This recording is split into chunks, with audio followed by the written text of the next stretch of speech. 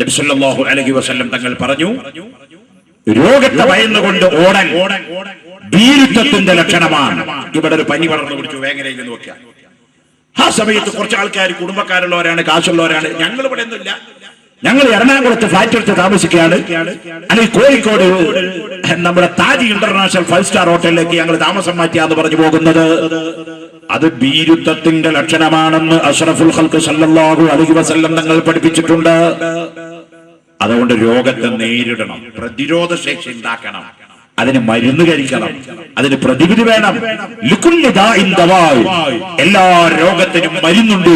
അഷ്റഫുൽ ഖൽഖ് താഹ റസൂലുള്ളാഹി എല്ലാ രോഗത്തിനും മരുന്നുണ്ട്. എയ്ഡ്സിന് മരുന്നുണ്ടോ? ഉണ്ട്. ക്യാൻസറിന് മരുന്നുണ്ടോ? ഉണ്ട്. കുഷ്ഠരോഗത്തിന് മരുന്നുണ്ടോ? ഉണ്ട്. വെള്ളപ്പാടിന് മരുന്നുണ്ടോ? ഉണ്ട്. പക്ഷേ വിപണിയിൽ ലഭ്യമായിട്ടില്ല, കണ്ടുപിടിക്കപ്പെട്ടിട്ടില്ല, അത് മാത്രമേ ഉള്ളൂ. എല്ലാത്തിനും മരുന്നുണ്ട്. ക്യാൻസറിന് മരുന്നുണ്ട്, എയ്ഡ്സിന് മരുന്നുണ്ട്, അബോളക്ക് മരുന്നുണ്ട്, H1N1 മരുന്നുണ്ട്, എല്ലാത്തിനും മരുന്നുണ്ട്. അത് നബി സല്ലല്ലാഹു അലൈഹി വസല്ലം തങ്ങളുടെ പ്രഖ്യാപനമാണ്. ഞാൻ പറയുന്നത് സുഹൃത്തുക്കളെ, അതുകൊണ്ട് പരിശുദ്ധ ദീനുൽ ഇസ്ലാം അതിനെ സംബന്ധിച്ച് പഠിക്കലാണ് നമ്മുടെ ഈ വാഴ. അത് റമദാൻ മാസത്തിലാകുമ്പോ നമുക്കൊക്കെ അറിയാം, 1-ന് 70,000 കൂലി എന്ന് നമ്മുടെ കാരണന്മാര് പറയണേ നമ്മൾ കേട്ടിട്ടുണ്ട്. അത് വളരെ കണക്കാണ്. 1-ന് 70,000 അല്ല, അതിന്റെ അങ്ങേപ്പുറത്ത് വന്നത്. അള്ളാഹുവിന് അങ്ങ് തരാൻ വിചാരിച്ചാൽ അള്ളാഹുവിന്റെ ഖജനാവ് എന്താ അമേരിക്കയുടെ ഖജനാവ് പോലെ പൊളിഞ്ഞു പോണ ഖജനാവ് അല്ലല്ലോ. അള്ളാഹുവിന്റെ എക്കണോമി ഒന്നും തകരില്ല മോനെ. നമുക്ക് വാരിക്കോരി എത്ര കൊടുത്താലും ഒരു കുറവില്ലാത്ത ഖജനാവ് റബ്ബുൽ ആലമീനായ റബ്ബിന്റെ ഖജനാവ്. അതുകൊണ്ട് ആ ഖജനാവിന് അള്ളാഹു അർഹമായ പ്രതിഫലം നമുക്ക് തരും എന്ന് വിശ്വസിച്ചങ്ങൾ ഇരുന്നോളൂ. തരും.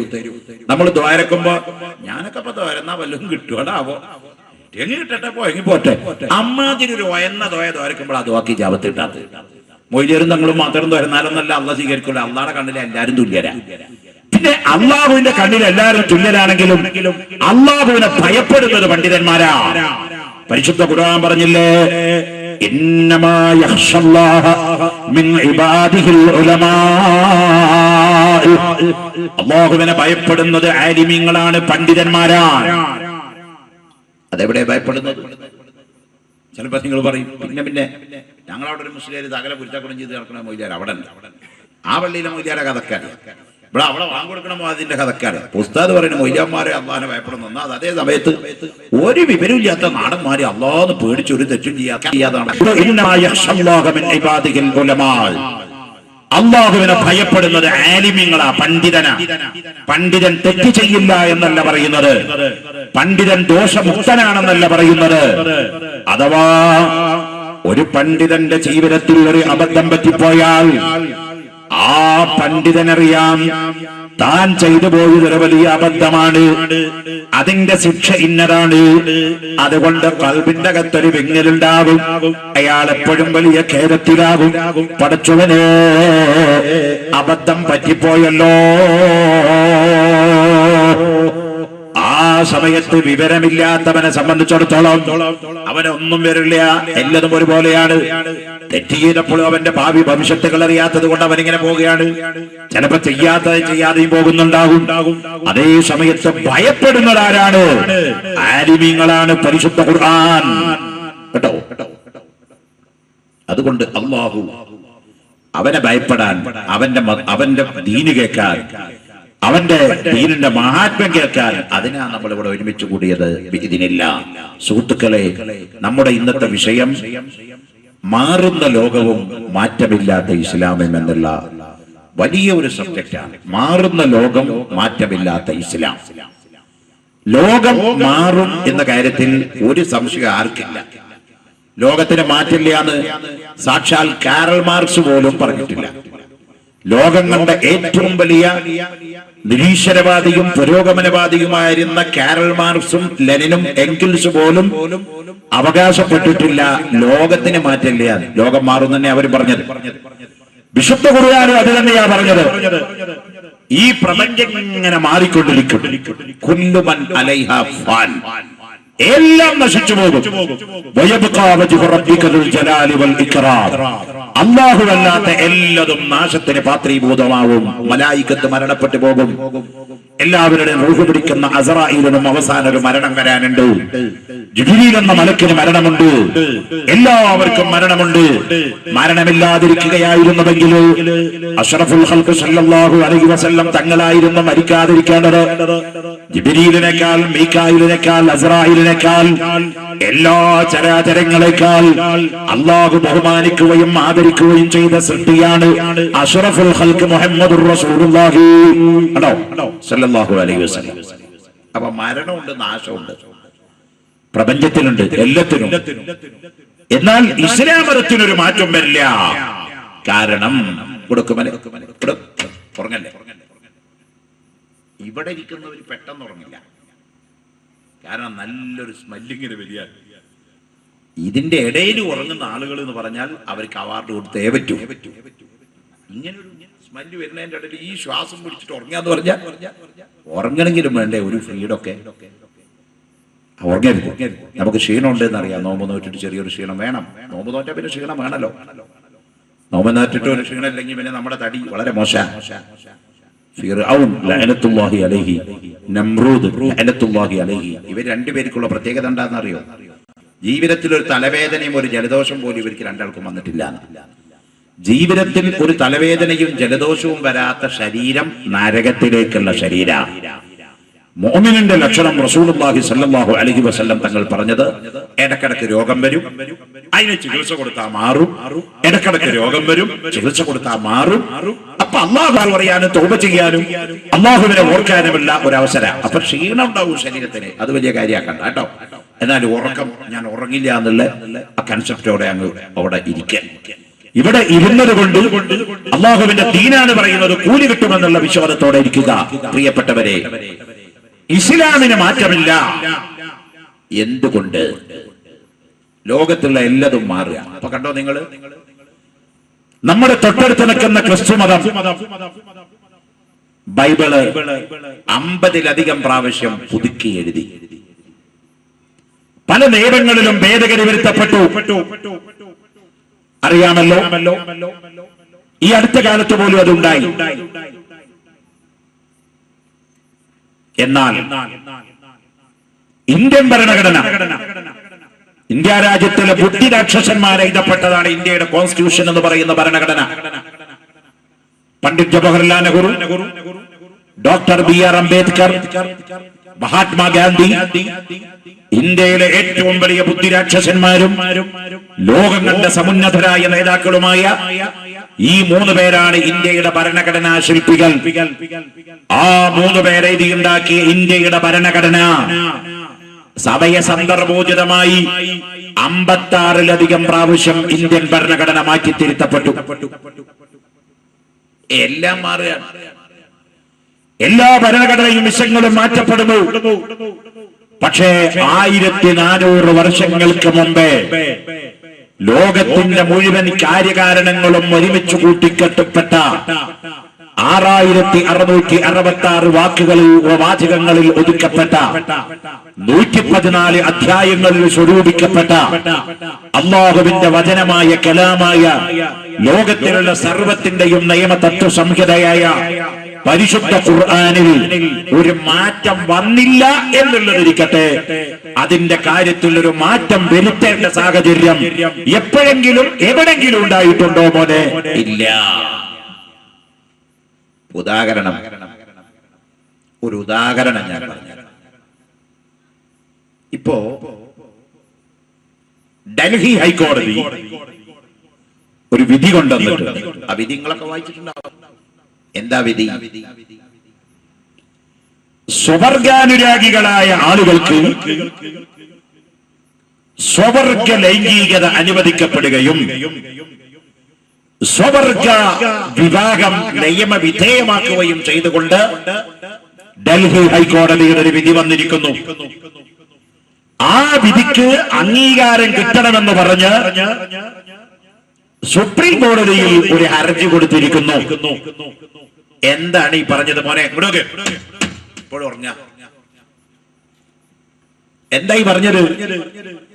പുരുഷൻ പുരുഷനെ കല്യാണം കഴിക്കാൻ, പുരുഷൻ പുരുഷനിലൂടെ വികാരം ശമിപ്പിക്കാൻ, പെണ്ണ് പെണ്ണിനെ കല്യാണം കഴിക്കാൻ, പെണ്ണ് പെണ്ണിലൂടെ വികാരം ശമിപ്പിക്കാൻ, ഹിജട ഹിജടയെ വിവാഹം കഴിക്കാൻ, ഹിജട ഹിജടയിലൂടെ വികാരശമനം എത്തിക്കാൻ ഇവിടെ നിയമവിധേയമായി അത് ഗവൺമെന്റ് തലത്തിൽ അംഗീകരിക്കുന്നു.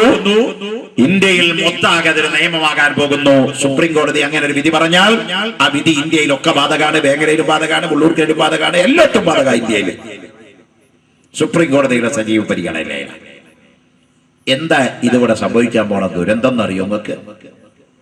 ഇപ്പൊ കുറെ ആളുകൾ പറയുന്നത് അതൊക്കെ മൗലികാവകാശം എന്നാ ചോദിക്കണം. ഏത് ഒരു മനുഷ്യന്റെ മൗലികാവകാശമാണ് ഇത്രയും സവർഗ ലൈംഗികത. ഒരുത്തനിപ്പോ ഒരാളുമായി ബന്ധപ്പെടണം തോന്നിയാൽ ബന്ധപ്പെടണോട് തടസ്സമില്ലെങ്കിൽ പിന്നെ എന്താ പൈന എതിർക്കാള്? ആർക്കും ഒബ്ജക്ഷൻ ഇല്ലല്ലോ. ഒബ്ജക്ഷൻ പറയേണ്ടത് രണ്ടാളല്ലേ? മൂന്നാമത്തെ ആൾക്ക് ഒബ്ജക്ഷൻ പറയാൻ എന്തുണ്ട് റൈറ്റ് എന്നൊക്കെയാണ് ചില പുരോഗമനവാദികൾ ചോദിക്കുന്നത്. പ്രിയപ്പെട്ടവരെ, അങ്ങനെ സംഭവിച്ചാൽ സ്വവർഗ ലൈംഗികത ഇവിടെ നിയമപരമായി അംഗീകരിക്കപ്പെട്ടു പോയാൽ ഇവിടെ എന്ത് സംഭവിക്കും? ഒരു 100 കൊല്ലം വരെ വലിയ കുഴപ്പമൊന്നുമില്ലാതെ ഈ നിലക്ക് പോകും വണ്ടി. ഇപ്പൊക്കെ ഇന്ത്യയിൽ 110 സംതിങ് കോടി ജനങ്ങളുണ്ട്. ലോകത്ത് 635 കോടിയിലധികം ജനങ്ങളുണ്ട്. ലോകത്തിലെ ജനസംഖ്യയിൽ 2ാം സ്ഥാനത്ത് നിൽക്കുന്ന രാജ്യമാണ് ഇന്ത്യ രാജ്യം. ഇവിടെ സ്വവർഗ ലൈംഗികത നിയമവിധേയമാക്കിയാൽ ഒരു 100 കൊല്ലം കഴിയുമ്പോ ഇന്ത്യയുടെ ജനസംഖ്യ നേർപകുതി 50 കോടിയാവും. എന്താ സംഭവം എന്നറിയോ? പിന്നെ ഇവിടെ ഉൽപാദനമില്ലല്ലോ. പുരുഷനും പുരുഷനും തമ്മിൽ ബന്ധപ്പെട്ട ഉൽപാദനമില്ല. സ്ത്രീയും സ്ത്രീയും തമ്മിൽ ബന്ധപ്പെട്ടാൽ ഉൽപാദനമില്ല. അതുകൊണ്ട് തന്നെ ബുദ്ധിപരമായി അത് അംഗീകരിക്കാൻ നിർവാഹമില്ല. മൗലികാവകാശത്തിന്റെ പരിധിയിൽ പെടുന്നതല്ല, ലംഘനമാണ് കേട്ടോ.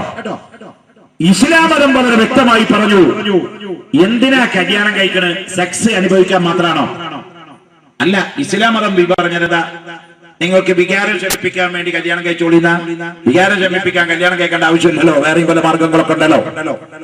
ഇസ്ലാം മതം വിവാഹത്തിനെ പറ്റി അഷ്റഫുൽ ഖൽഖ് സല്ലല്ലാഹു അലൈഹി വസല്ലം തങ്ങൾ പറഞ്ഞ ഹദീസ് കണ്ടോ നിങ്ങൾ? തനാകഹൂ, നിങ്ങൾ വിവാഹം കഴിക്കണം. വതനാസലൂ, നിങ്ങൾ സന്താനോൽപാദനം നടത്തണം.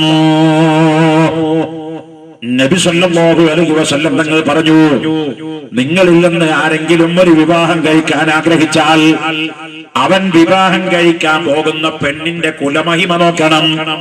തുൻകഹുൽ മർഅത്തു ലിഅർബഇൻ വലിമാലിഹാ വലിജമാലിഹാ വലിഹസബിഹാ വലിദീനിഹാ ഫളഫർ ബിദാത്തിദ്ദീൻ. 4 കാര്യത്തിന് വേണ്ടിയാവണം നിങ്ങൾ പെണ്ണ് കെട്ടേണ്ടത്. തുൻകഹുൽ മർഅത്തു ലിഅർബഇൻ, 4 കാര്യത്തിന് വേണ്ടിയേ നിങ്ങൾ കല്യാണം കഴിക്കണം.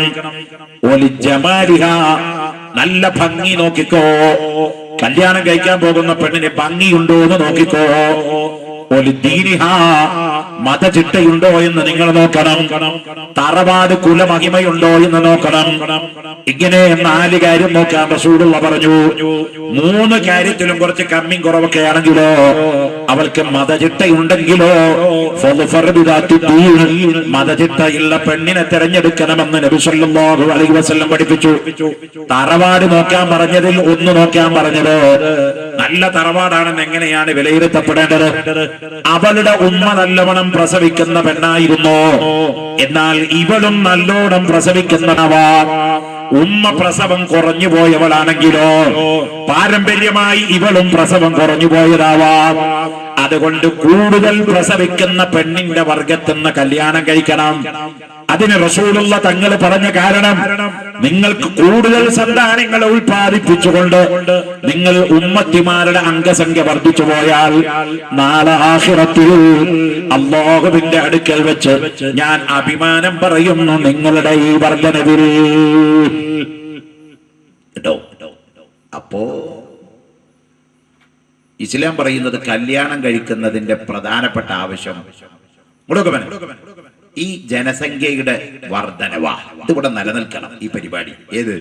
ഇപ്പൊ നമ്മള് മരിച്ചു, നമ്മുടെ മകൻ മരിച്ചാ മകനാണ് മരിച്ചാ പിന്നെ ഖലാസ്, തനിക്ക് ശേഷം പ്രളയം എന്ന് പറഞ്ഞ ആ പരിപാടി ഇല്ലല്ലോ. അപ്പോ ചില ആളുകൾക്ക് ചോദ്യം ഉണ്ടാവും, വെറുതെ കല്യാണം കഴിക്കാൻ പറഞ്ഞോളി, പെണ്ണിട്ടാനും കുട്ടികളെ ഉണ്ടാക്കാനും പറഞ്ഞോളി. മൊയ്യാരെ, ഇപ്പൊ തന്നെ ഭാരതത്തിൽ 52% ആൾക്കാരും ദാരിദ്ര്യരേഖയ്ക്ക് കീഴ്പ്പെട്ടാ കിടക്കുന്നത്.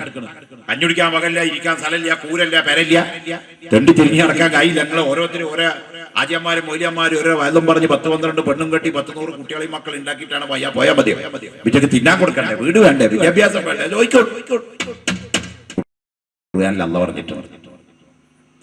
ഇതൊക്കെ ചില ആളുകൾ ഇവിടെ ചോദിക്കുന്ന അള്ളാഹ്ക്കറിയാം. അള്ളാഹ് സൃഷ്ടിച്ച ഈ ആൾക്കാരാണ് നമ്മളൊക്കെ. അതുകൊണ്ട് നമ്മുടെ മെമ്മറിയിൽ വരുന്നതൊക്കെ അള്ളാഹു അറിയാം.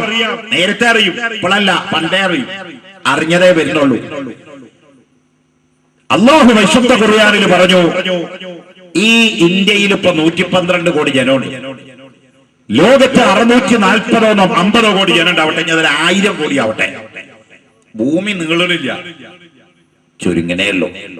2 ദിവസം മുമ്പ് കൊടുങ്ങല്ലൂർ കടലിറങ്ങിപ്പോയി പറഞ്ഞിട്ട് വലിയ വിഷയമായിട്ട് കേൾക്കാപ്പോ. കൊടുങ്ങല്ലൂരെ നേരം വെളുത്ത് നോക്കുമ്പോ കടൽ കുറച്ചൊരു 1.5 കിലോമീറ്ററാണ് നീങ്ങിപ്പോയിരിക്കണു. ആ കടപ്പുറത്തുള്ള ആൾക്കാർക്ക് ഒരു തൽക്കാലം ഒരു ആശ്വാസം, ഒരു 1.5 കിലോമീറ്ററാണ് കീപ്പെട്ട് നീങ്ങിപ്പോയിരിക്കുക. അവിടെ മന്ത്രി വന്നിട്ട് സന്ദർശനം നടത്തിയിട്ട് പറഞ്ഞു, എന്താന്ന് മനസ്സിലായില്ല, ആർക്കും മനസ്സിലായിട്ടില്ല. മന്ത്രിയല്ല, സാക്ഷാൽ അതിന്റെ മേലെ കിടക്കുന്ന ആൾക്കാർ വന്നാൽ കടലിറങ്ങിപ്പോയ കടലോട് ചോദിച്ചിട്ട് വല്ല വീരുണ്ടോ? ഒന്നും കിട്ടാൻ പോണില്ല പോലെ. അതൊക്കെ നമുക്ക് നമ്മുടെ ചർച്ചയിൽ പിന്നീട് കൊണ്ടുവരേണ്ട സബ്ജക്റ്റാണ്. ഞാൻ പറഞ്ഞുകൊണ്ടുവരുന്നത് വളരെ ഗൗരവത്തോടെ നമ്മൾ ചിന്തിക്കേണ്ട വിഷയമാണ്. ഇസ്ലാം മതം പറഞ്ഞു നിങ്ങൾ കല്യാണം കേൾക്കും, കുട്ടികളെ ഉണ്ടാക്കുന്നു. ശരിയാണ്. അപ്പൊ ജനസംഖ്യയെ വർദ്ധിച്ചു പോയ മുസ്ലിയാരെ ഇവർക്ക് ആരാ തിന്നാൻ കൊടുക്കുക, ഇവർക്ക് ആരാ വീടുണ്ടാക്കുക, വിദ്യാഭ്യാസം ആര് കൊടുക്കും? ചോദ്യം. അതിന് മറുപടി പരിശുദ്ധ ഖുർആനിൽ അല്ലാഹ് പറഞ്ഞൊരായത്തിലൂടെ, വമാ മിൻ ദാബത്തിൻ ഫിൽ അർളി ഇല്ലാ അലല്ലാഹി റിസ്ഖുഹാ വമാ മിൻ ദാബത്തിൻ ഫിൽ അർളി ഇല്ലാ അലല്ലാഹി റിസ്ഖുഹാ. ഈ ഭൂമിയിൽ, ഈ പ്രപഞ്ചത്തിന്റെ അണ്ടകടാകത്തിന്റെ അകത്തേക്ക് ഒരു ജീവജാലത്തെ പടച്ചു വിടുമ്പോഴേ അതിന്റെ ഭക്ഷണത്തോട് കൂടെയാ പടച്ചു വിട്ടിരിക്കുന്നത്. എന്നെ പടക്കുമ്പോഴേ എന്റെ ഭക്ഷണത്തോടു കൂടെയാ ഇവിടെ പടച്ചത്. നിങ്ങളെ പടക്കുമ്പോഴേ നിങ്ങളുടെ ഭക്ഷണത്തോടു കൂടെയാ ഇവിടെ പടച്ചത്. ഒരു പട്ടിയെ ജനിക്കുമ്പോഴും അതിന്റെ ഭക്ഷണത്തോടു കൂടെയാ പടച്ചത്.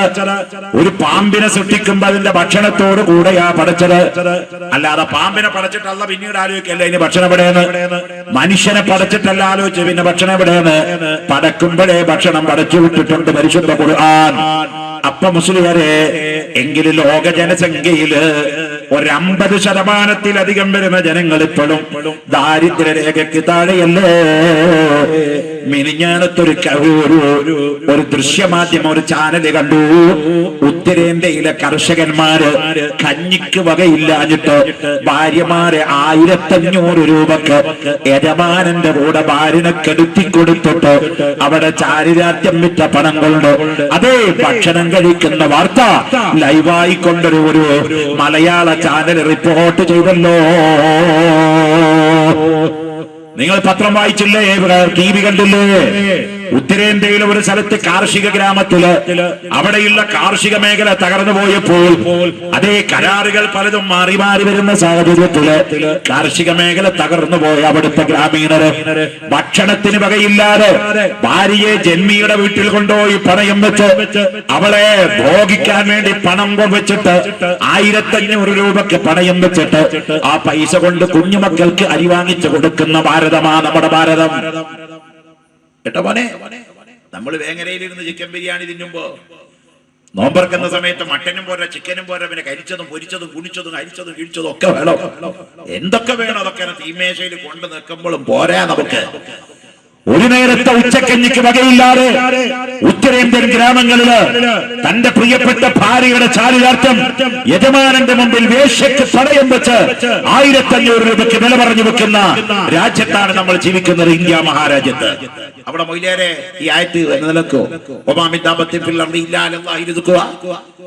ആ ചാരിതാർത്ഥ്യം വെക്കുന്ന പെണ്ണിന് കഞ്ഞിക്ക് വകണ്ടായിരുന്നെങ്കിൽ അവളത് വിൽക്കാൻ പോവോ?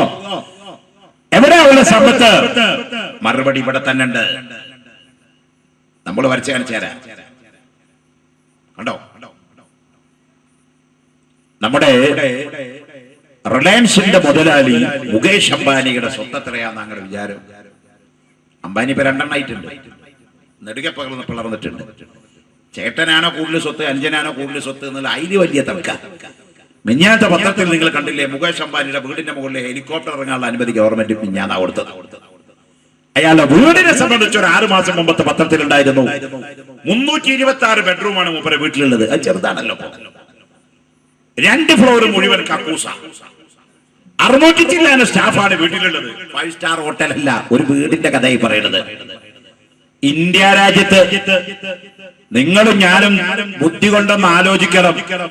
മുകേഷ് അംബാനി അയാളുടെ അമ്മ പ്രസവിക്കുന്ന സമയത്ത് ഗർഭപാത്രത്തിൽ നിന്ന് പുറത്തേക്ക് വരുമ്പോ ഒരു 4-5 സൂട്ട് കേസ് നിറച്ച് ഡോളറായിട്ട് വന്നിട്ടല്ല ഈ വെട്ടിപ്പിടിച്ചതൊക്കെ.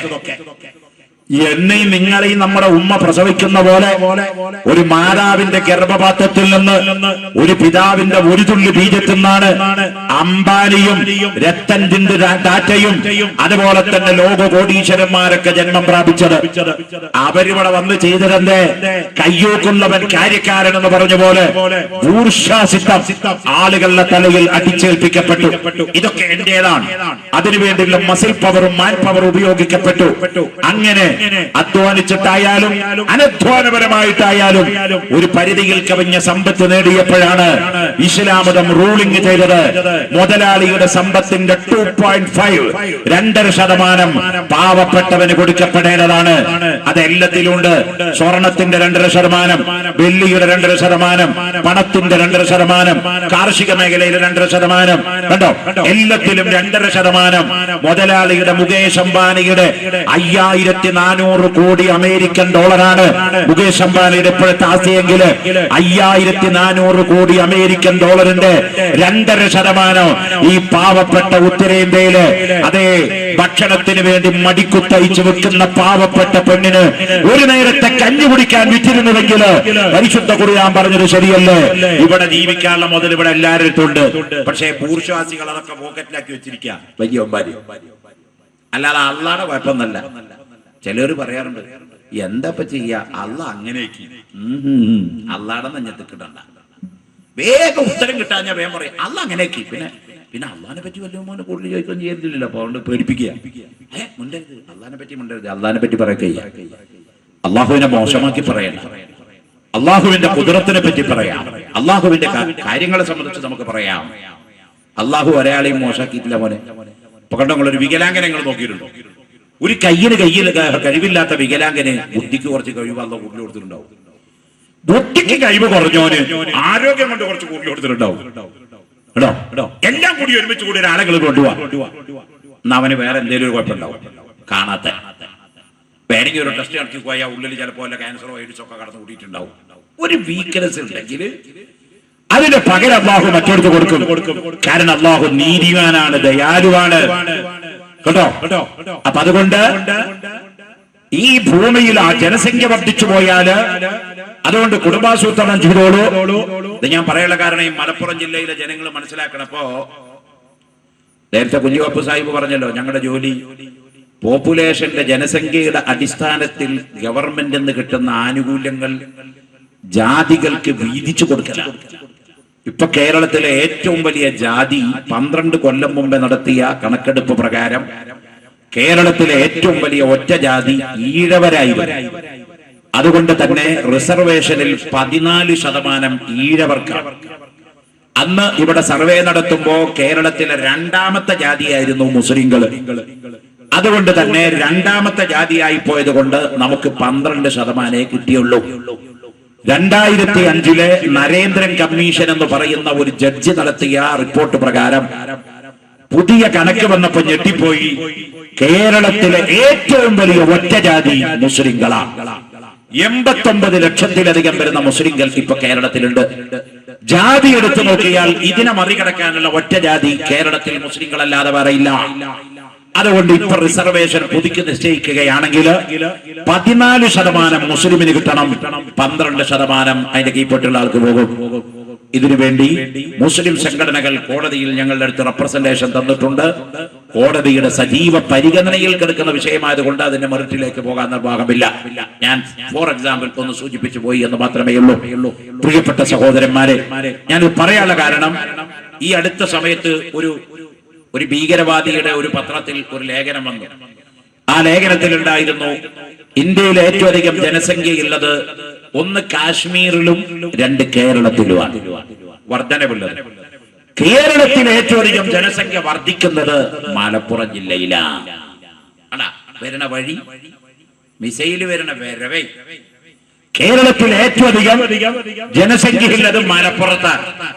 ഇതെടുത്തുകൊണ്ട് കുമ്മനം രാജശേഖരൻ എന്ന് പറയുന്ന ഒരു പ്രസ്ഥാനത്തിന്റെ നേതാവ്, അയാളെ പ്രസ്ഥാനത്തിന്റെ പേരറിയാണ്ടല്ല, അത് പറഞ്ഞിട്ട് നാവ് അടക്കാക്കണ്ടാച്ചിട്ട് പറയാതിരുന്നു പോയതാ. അയാള് ഉയർത്തിക്കാണിച്ചുകൊണ്ട് പറഞ്ഞു, കണ്ട കണ്ട കണ്ട കണ്ട ഇവിടെ ഓരോരോ കാക്കാരും മുസ്ലിയാക്കന്മാരും തങ്ങന്മാരും ആജിഹന്മാരും 1, 2, 3, 4 കൊണ്ട് കെട്ടുകയാണ്. എന്നിട്ട് ഓരോന്നിലും 10, 12 കുട്ടികളും ഒരു പഞ്ചായത്ത് ഇലക്ഷന് സ്ഥാനാർത്ഥിയായിട്ട് ആജിയർ നിന്നാൽ തോൽപ്പിക്കാനും ജയിപ്പിക്കാനും മൂപ്പര കുട്ടികളും പേരെ കുട്ടികളും തന്നെ മതി. അത്രയധികം ആൾക്കാരെ ഓരോ ഫാമിലിയിൽ എന്നാ പറയുന്നത്. അപ്പോ കേട്ടാ തോന്നും ഇവിടുത്തെ മുസ്ലിങ്ങൾക്ക് നേരം വെളുത്ത് വൈകുന്നേരം വെച്ച് നേരം വെളുക്കുന്ന ഒരു പണിയില്ല, ഈ ഉത്പാദനം തന്നെ പണിയുന്നത്. കാരണം ഓരോരുത്തരും 8, 12 പെണ്ണൊക്കെ കെട്ടി 19 കുട്ടികളൊക്കെ ഉണ്ടാക്കി ജീവിക്കുകയാണ് എന്നാണ് ചില വിമർശകരുടെ വിവരമില്ലായ്മയുടെ മറുപടിയെങ്കില് വേങ്ങരയിലെ മർഹൂം കോയിപ്പാപ്പ മഹാനവറുകളുടെ നഗരിയിൽ ഒരുമിച്ച് കൂടി എന്റെ പ്രിയപ്പെട്ട മുസ്ലിം സഹോദരന്മാരെ, പ്രിയപ്പെട്ട മുസ്ലിം സഹോദരിമാരെ, നമുക്ക് ചലഞ്ച് ബൈ ചലഞ്ച് വേണമെങ്കിൽ ഒരു വെല്ലുവിളിയോടെ തന്നെ നമുക്ക് ഇവിടെ വെച്ച് ചോദിക്കാം, ഈ സദസ്സിൽ വേണമെങ്കിൽ നമുക്കൊരു സർവേ നടത്തിക്കളയാം. ഒരു സർവേ എന്ന് പറഞ്ഞാൽ പത്ര വലിയ ആനത്തലയൊന്നുമല്ല. നിങ്ങളൊരു പേരെടുക്കുക, ഒരു നോട്ട് ബുക്ക് കൊടുക്കുക. ഈ ജനങ്ങളൊക്കെ ഈ ഗ്രൗണ്ടിന്റെ ഉള്ളിലേക്ക് കയറ്റിയിരിക്കുക, ആണുങ്ങളൊക്കെ പെണ്ണുങ്ങളൊക്കെ അവിടെ ഇരിക്കാൻ മതി. ഒരു ചെറിയൊരു ഗേറ്റില് 2 കുട്ടികളെ അവിടെ നിർത്തുക. എന്നിട്ട് എല്ലാരും വരിയായിട്ട് നിർത്തുക, പോകുക. അങ്ങനെ വരിയായിട്ട് പോകുമ്പോ ചോദിക്കുക, പേരെന്താ? അബൂബക്കർ. വയസ്സ് എത്ര? 46. പെണ്ണുങ്ങൾക്ക് ഭാര്യ എത്ര? 1. കുട്ടികൾ എത്ര? 3. പോയിക്കോ. നമ്മളിപ്പോ ഇങ്ങനെ കത്തയച്ചിട്ടും ഫോൺ വിളിച്ചിട്ടും അല്ലല്ലോ നിങ്ങൾ ആരെ വരുന്നത്. അല്ലാഹു ആലം ആരൊക്കെ എന്ന് വയലേക്കാൻ വരികയെന്ന് കുഞ്ഞുവപ്പ് സാഹിബിനെ അറിയോ? എനിക്കറിയാം. ഇവിടുത്തെ സംഘാടകർക്ക് അറിയില്ലല്ലോ. എന്നാൽ നിങ്ങൾ കേട്ടോളൂ, വേങ്ങരയിലെ ഈ മജ്‌ലിസിൽ വാല് കേൾക്കാൻ വന്നിരിക്കുന്ന നിങ്ങളുടെ ഇടയില് ഒരു സർവേ നടത്തിക്കഴിഞ്ഞാൽ 1-ലധികം ഭാര്യമാരെ സ്വീകരിച്ചവർ 2% പോലും നമ്മുടെ വേങ്ങരയിലില്ല, കേരളത്തിലെ മുസ്ലിങ്ങളിലില്ല. പണ്ട് നാരായണത്വ ഭ്രാന്തനോട് പറഞ്ഞതുപോലെ മന്ത് മറ്റേ കാലിലാണ്. ഈ ഇന്ത്യ രാജ്യത്ത് ഏറ്റവും അധികം ബഹുഭാര്യത്വം സ്വീകരിച്ചവർ ബ്രാഹ്മണ ഫോർവേഡ് മുന്നോക്ക ജാതിക്കാരിലാണ്. 6.8% ആളുകൾ അവരുടെ ഇടയിൽ ബഹുഭാര്യത്വം സ്വീകരിച്ചിരിക്കുന്നു.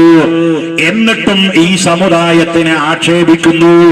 കാരണം ഇസ്ലാം മതം വളരുന്നത് വാളുകൊണ്ടാണ്, കത്തികൊണ്ടാണ്, അല്ലെങ്കിൽ ഉൽപാദനം കൊണ്ടാണ്, വിവരമില്ലായ്മ കൊണ്ടാണെന്ന് അടിച്ചേൽപ്പിക്കാൻ ഈ സമുദായത്തിന്റെ മുന്നോട്ടുള്ള ഗമനത്തെ തടയാൻ ചില ബുദ്ധിജീവികള് വളരെ ആസൂത്രിതപരമായി, വളരെ വളരെ ചിന്താപരമായി നമ്മുടെ സമുദായത്തെ വീട്ടാൻ അഹോരാത്രം പരിശ്രമിച്ചുകൊണ്ടിരിക്കുന്നു. പക്ഷേ അവരോട് പറയാനുള്ളത്, ഈ ദീന് അല്ലാഹുവിന്റെ ദീനാണ് മോനെ. ഇന്നാ നഹ്നു നസ്സൽന الذിക്റ വഇന്നാ ലഹു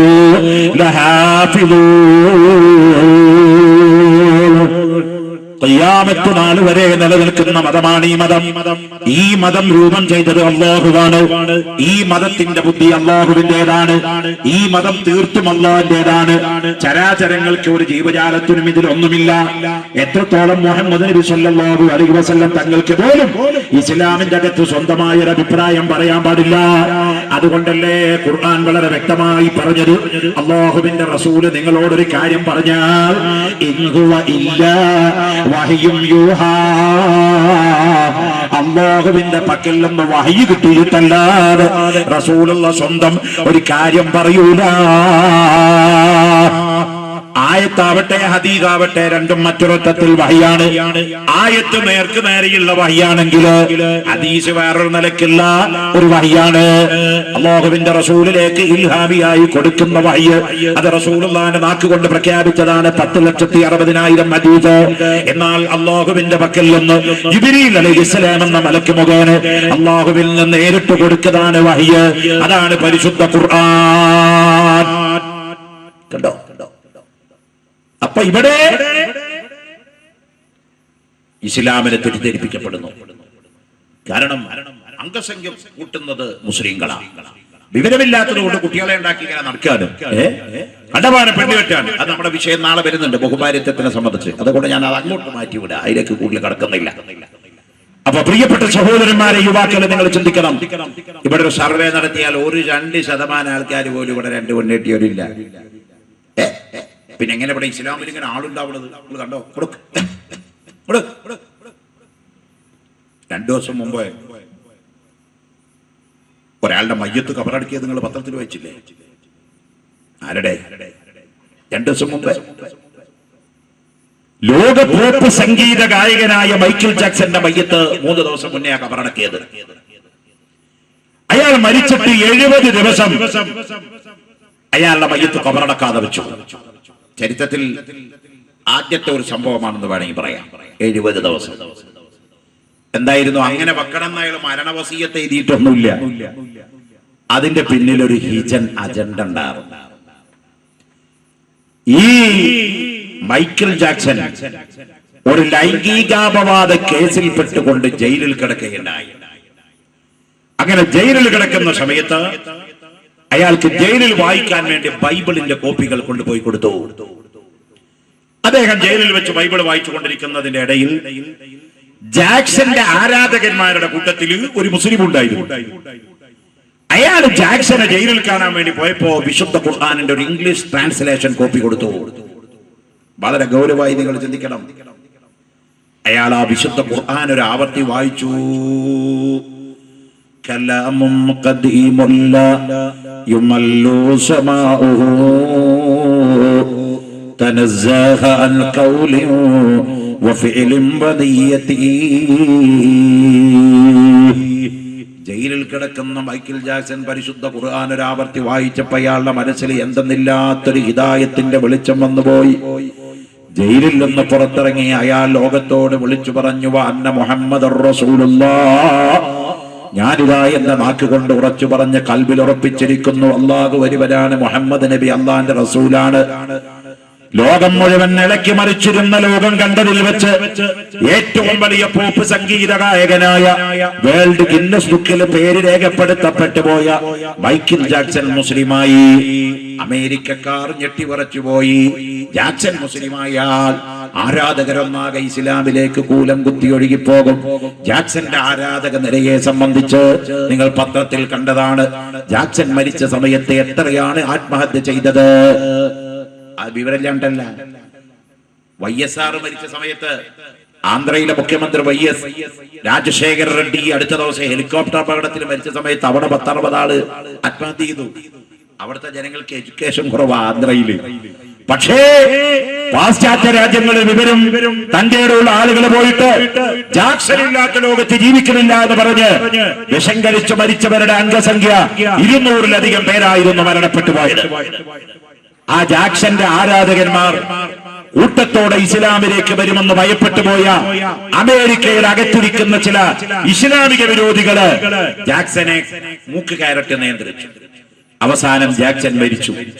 മരണപ്പെട്ടു പോയപ്പോ ജാക്സൺ തന്റെ കുടുംബങ്ങളോട് പറഞ്ഞിരുന്നു, ഞാൻ മരിച്ചാൽ എന്റെ കർമ്മങ്ങളൊക്കെ ഇസ്ലാമിക കർമ്മപ്രകാരം നടത്തണമെന്ന്. മൈക്കിൾ ജാക്സന്റെ ഖബറടക്കം ഇസ്ലാമിക ശരീഅത്ത് അനുസരിച്ച് നടത്തിയാൽ, ഖബറിന്റെ അടുത്ത് ദുആ നടത്തിയാൽ, മയ്യത്ത് നിസ്കാരം നടത്തിയാൽ, അവിടെ പ്രാർത്ഥന നടത്തിയാൽ കോടിക്കണക്കോളം വരുന്ന ആരാധകന്മാരുടെ ഹൃദയത്തിന്റെ അകത്ത് ഇസ്ലാമിനെ സംബന്ധിച്ചുള്ള കാഴ്ചപ്പാട് മാറുമെന്ന് ഭയപ്പെട്ട നെറികെട്ട പാശ്ചാത്യ ലോകം മൈക്കിൾ ജാക്സന്റെ മയ്യത്ത് 70 ദിവസം ഓപ്പണായിട്ട് കൊണ്ട് ഗ്ലാസ് കൂട്ടിൽ കടത്തിക്കൊണ്ട് ആരാരും അറിയാതെ രഹസ്യമായി ഖബറടക്കം നടത്തി. കേട്ടോ നിങ്ങള് എത്ര ആസൂത്രിതപരമായിട്ടാ ഇസ്ലാമെതിരെ. പക്ഷെ അല്ലാഹു വെറുതെ വിടുവോ? മോനെ 4-5 ദിവസം മുമ്പ് ഒരാൾ മുസ്ലിമായി. അയാളെ പേര് ഞാൻ പഠിച്ചു വെച്ച, പക്ഷെ അത് ഖുർആനും ഹദീസും ഒന്നും അല്ലാത്തതുകൊണ്ട് മറന്നുപോയി. അതാരാന്നറിയോ? ഈ ക്രിക്കറ്റ് കളിക്കുന്ന ഒരാളാ. നിങ്ങൾക്ക് ഭയങ്കര ഇഷ്ടമുള്ള ആൾക്കാരാണ്. മലപ്പുറം ജില്ലയിലെ ഏറ്റവും അധികം ആരാധകരുള്ള ക്രിക്കറ്റിനല്ല, ഫുട്ബോളിലാണ്. അങ്ങനെ ഒരാൾ ഇപ്പൊ അടുത്ത് മുസ്ലിമായിട്ടുണ്ട്. എന്തായാലും പേര് ഞാൻ മനസ്സിൽ വിട്ടുപോയതാ. ലോകമറിയപ്പെട്ട ക്രിക്കറ്റ് കളിക്കാരൻ മുസ്ലിമായി. ഇയാളുടെ ബാറ്റിന്റെ മുകളിൽ പെപ്സിയുടെയും കൊക്കക്കോളയുടെയും പരസ്യം എഴുതി വെക്കാൻ ഒരു ദിവസത്തിന് ഒരൊറ്റ ദിവസത്തിന് അയാള് $1 കോടി വരെ ഈടാക്കിയ മനുഷ്യനായി ഇസ്ലാമിലേക്ക് വന്നത്. അയാളുടെ കുപ്പായത്തിനങ്ങളൊക്കെ കളിക്കാരെ പിന്നിലേ ആ മറ്റേ സച്ചിൻ ടെണ്ടുൽക്കറുടെയും മറ്റവരൊക്കെ പിറകില് എന്തിനധികം നമ്മുടെ നാട്ടിൽ നിന്ന് 2 ബോൾ എറിഞ്ഞപ്പോൾ ആളായി പോയ മറ്റേ ചെക്കല്ലേ തെക്കൻ കേരളത്തിലെ, അവന്റെ ബോളിന്റെ മുകളിൽ പോലും ഈ സാധനം എഴുതി വെക്കാൻ 40 ലക്ഷം 50 ലക്ഷം 90 ലക്ഷം ഒക്കെയാണ് മോനെ ഫീസ് വാങ്ങിക്കുന്നത്. കൊക്കക്കോളോടുള്ള സ്നേഹം കൊണ്ട് എഴുതിയതല്ല, തന്റെ പുറത്ത് കൊക്കക്കോളയുടെ പെപ്സിയുടെ പരസ്യം എഴുതി വെക്കാൻ കോടികളാണ് അവരൊക്കെ ഫീസ് വാങ്ങിച്ചുകൊണ്ടിരിക്കുന്നത്. അങ്ങനെ കോടീശ്വരന്മാരുടെ പട്ടികയിലുള്ള ലോകമറിയപ്പെട്ട ക്രിക്കറ്റ് കളിക്കാരൻ 4 ദിവസം മുമ്പ് ഇസ്ലാമിലേക്ക് കടന്നു വന്നു. ആർക്കെങ്കിലും പറയാൻ പറ്റുമോ നമ്മൾ ഇവിടുന്ന് കത്തയച്ചിട്ടാണ്, സൗദി അറേബ്യ പണം കൊടുത്തിട്ടാണ്, അല്ലെങ്കിൽ മുസ്ലിങ്ങൾ പണം കൊടുത്തിട്ടാണെന്ന്? അല്ല മോനെ, ഇന്നദ്ദീന ഇൻദല്ലാഹിൽ ഇസ്ലാം, അല്ലാഹുവിന്റെ അടുക്കൽ സ്വീകരിക്കപ്പെടുന്ന മതം ഇസ്ലാം മതം തന്നെ. ഇന്ന് എനിക്കൊരു നോമ്പ് തുറണ്ടായിരുന്നതാ, പക്ഷേ ആ നോമ്പോർക്ക് പോയപ്പോ നിങ്ങൾ ഭയങ്കര വേദനത്തില്ല. അതെവിടെയാണെന്നറിയോ? തൃശ്ശൂര് വലിയ ഒരു 3 സ്റ്റാർ ബാർ ഹോട്ടലിലാ നോമ്പുറ. വെക്കുന്ന ആളുടെ പേര് കേട്ട നിങ്ങൾ ഞെട്ടണ്ട. സാക്ഷാൽ അമേരിക്കൻ പ്രസിഡന്റ് ബറാക് ഒബാമ, അയാളാ നോമ്പുറപ്പിക്കുന്നത് തൃശ്ശൂരാണ്. ഞാൻ നോട് പറയല്ല, അത് ഉറപ്പാ. എന്നെ വിളിച്ചു, ജില്ലയിലെ പ്രമുഖരായ മുസ്ലിം നേതാക്കളുടെ ലിസ്റ്റൊക്കെ എടുത്ത് വിളിച്ചു.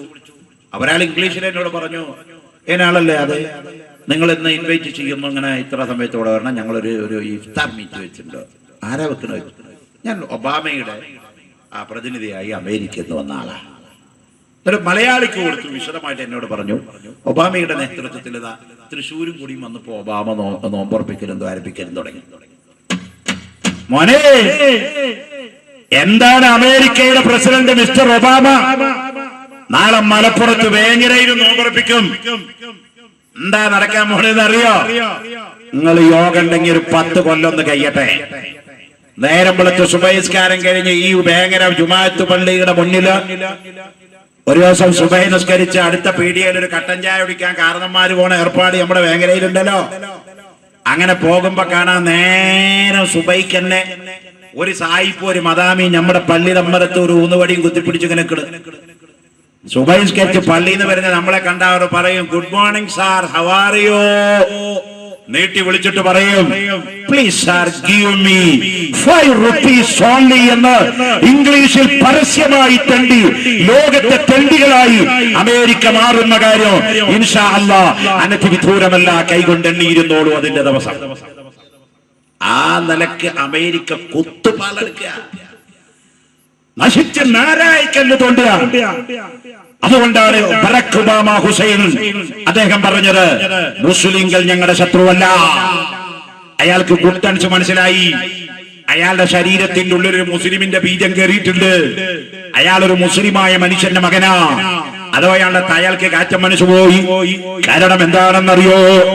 അമേരിക്കയുടെ സാമ്പത്തിക എക്കണോമിയുടെ തകർച്ചയുടെ പിറകുവശത്ത് പ്രവർത്തിച്ച കാരണം എന്താണെന്നറിയാൻ ലോകത്തിലുള്ള സാമ്പത്തിക വിദഗ്ധന്മാരെ മുഴുവനിരുന്ന് ചർവിതം ചെയ്തിട്ടും അതിന്റെ ഉത്തരം കണ്ടുപിടിച്ചിട്ടില്ല.